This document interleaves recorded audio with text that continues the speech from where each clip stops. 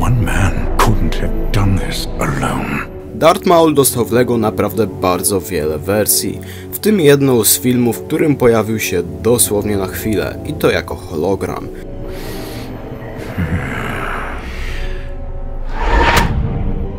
Czy warto kupić książkę LEGO Star Wars Character Encyclopedia, żeby zdobyć tą minifigurkę? Oglądajcie do końca, a poznacie moją opinię. And you and I will then decide what to do about the traitor Beckett and his accomplices. Hello there, z tej strony LEGO Hero Polska. Dzisiaj pokażę wam encyklopedię postaci LEGO Star Wars z ekskluzywną minifigurką Dartha Maula.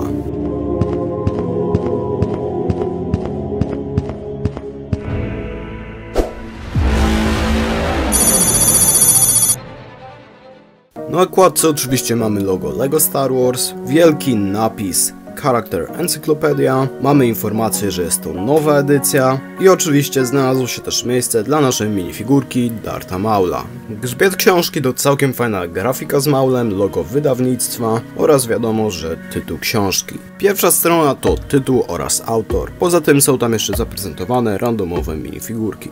Następnie spis treści. Jak widzicie, wszystko jest podzielone na serię oraz filmy. Od razu mówię, że wiadomo, całej książki nie będę wam pokazywał, wybiorę tylko parę minifigurek, które dla mnie są najciekawsze. Pierwsze minifigurki, które mamy tutaj zaprezentowane, to Qui-Gon Jinn i Obi-Wan Kenobi w wersjach z pierwszego epizodu. Pakiet różnych wersji droidów protokolarnych, no i następnie minifigurka, którą bardzo chciałbym mieć, a konkretnie ta, którą tu widzicie. Jar Jar Binks. Bardzo fajnie uzupełniłby moją kolekcję. Nie no, oczywiście żartuję, Jar Jara mam. Chodzi tutaj o Padmę Amidale w stroju królowej. Dalej mamy całkiem fajnie zaprezentowane różne wersje droidów B1 oraz B2. Pamiętajcie, że na 4 maja ma się pojawić ponoć zestaw Droid Carrier, który będzie gratisem. No i mam nadzieję, że tam się pojawi jakaś nowa właśnie wersja takiego droida. Odwieczni wrogowie. Darth Maul, ale tutaj jeszcze w wersji z epizodu pierwszego oraz Obi-Wan Kenobi, tym razem z epizodu drugiego Ataku Klonów. Dalej trzymamy się Ataku Klonów z minifigurką Anakina Skywalkera oraz Jango Fetta. A co z atakiem droidów naukich? Kolejne minifigurki, które bardzo chciałbym mieć, czyli Coleman Trebor oraz Count Dooku. Właściwie widzicie tutaj wszystkie trzy wersje hrabiego Dooku, to z Wojen Klonów oraz klasyczną, no i ja tamte dwie posiadam, ale bardzo chciałbym mieć tego z filmu. Kolejna minifigurka, która bardzo by mi się przydała, czyli Poggle the Laser. Poza nim na tej stronie mamy jeszcze Barriss Offee, która pojawi się w Tales of the Empire, które dostajemy 4 maja. Klony oczywiście pokażę wam wszystkie. Zaczynamy od fazy pierwszej, no i mamy tutaj różne specjalizacje. Są Jet Trooperzy, zwykli żołnierze, saperzy, piloci oraz kanonier. No i co ciekawe, kanonier tutaj jest napisane, że faza pierwsza, no a jednak jest on w zbroi fazy drugiej.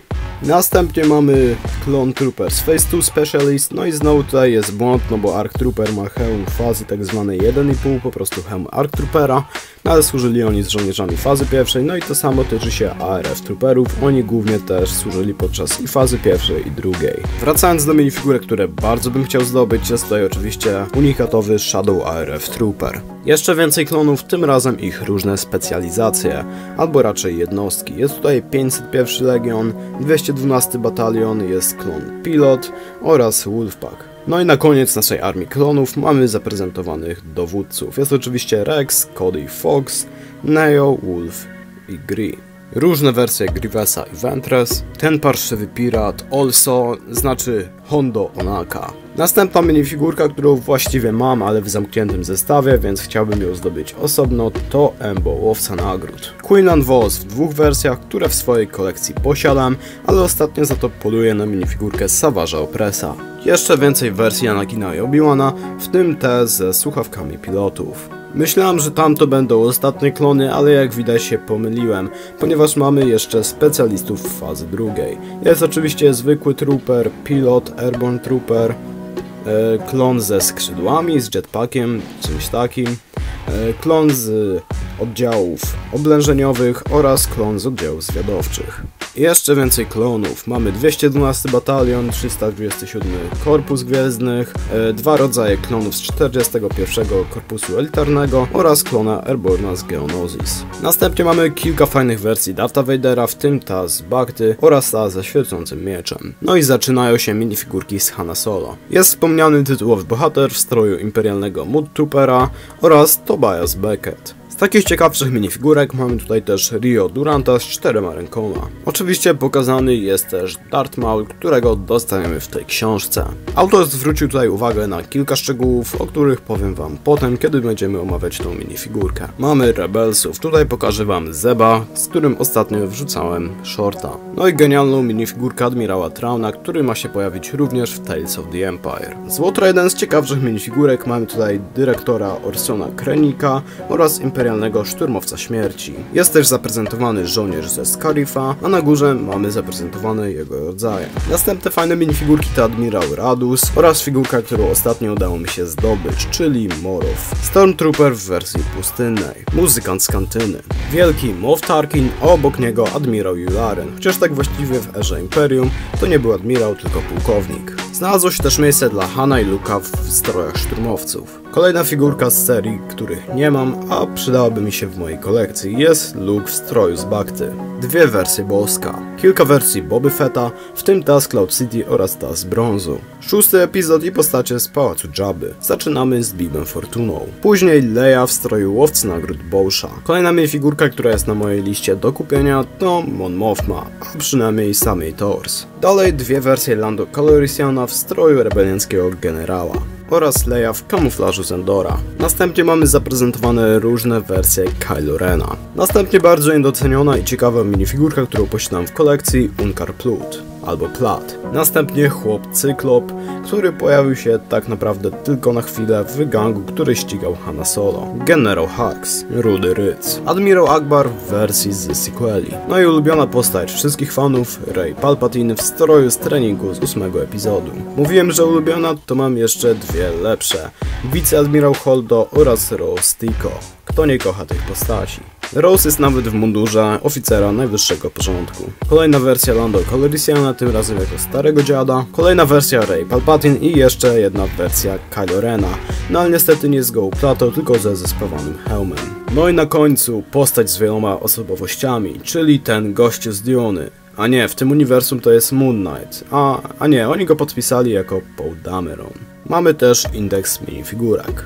Z tyłu okładki mamy zaprezentowaną znowu Reynię Skywalker oraz informację, że będziemy mogli tutaj poznać ponad 200 minifigurek. Na dole jeszcze przypomnienie, że ta książka nie powinna trafić do dzieci do 3 roku życia. Jak widzicie, cena proponowana przez wydawcę w Anglii wynosi 17 funtów bez jednego pensa. To już moja trzecia encyklopedia postaci z LEGO Star Wars. Jak widzicie, posiadam jeszcze tą z 2013 z zamkniętym Hanem Solo oraz tą z 2016, w której znajdował się biały Boba Fett. Darth Maul to mroczny Lord Sithów, który w Gwiezdnych Wojnach pierwszy raz pojawił się w roku 1999 podczas premiery filmu Mroczne Widmo. Akurat ta konkretna wersja Dartha Maula pochodzi z filmu Han Solo z 2018 roku, gdzie Darth Maul pojawił się dosłownie na chwilę, tylko w jednej scenie i to jako hologram. Minifigurka oczywiście jest wyposażona w charakterystyczny dla niego podwójny miecz świetlny. Jak wiemy, Darth Maul posiadał sztuczne nogi, dlatego LEGO nadrukowało je na takim fajnym kolorze stalowym, metalowym, coś w tym stylu, więc naprawdę bardzo fajnie to wygląda. Oczywiście mamy tam nadrukowane te jego sztuczne nogi, no i poza tym na te nóżki nachodzą jeszcze elementy szaty. Tors jest już na zwykłym czarnym kolorze, no i wiadomo, że mamy tam nadrukowane charakterystyczne dla Dartha Maula szaty, no i też fajnie prezentuje się oczywiście nadrukowany kawałek jego klaty, a na klatę mamy nadrukowany, nałożony naszyjnik, który Maul miał w filmie Han Solo. Warto też wspomnieć, że LEGO pamiętało o tym, żeby nadrukować Maulowi kaptur, no bo w tej scenie właśnie zakładał go na głowę. Szkoda tylko, że nie jest taki gumowy element, na przykład jak miała żyleta z LEGO Movie. Główka, kiedy ta książka wychodziła, była unikatowa dla tej wersji Dartha Maula, no bo inna była uśmiechnięta, ta jest taką spokojną miną. No i jest ona też całkiem fajnie zadrukowana, są tutaj oczywiście te charakterystyczne czerwone malowania, no i żółte oczy Sita.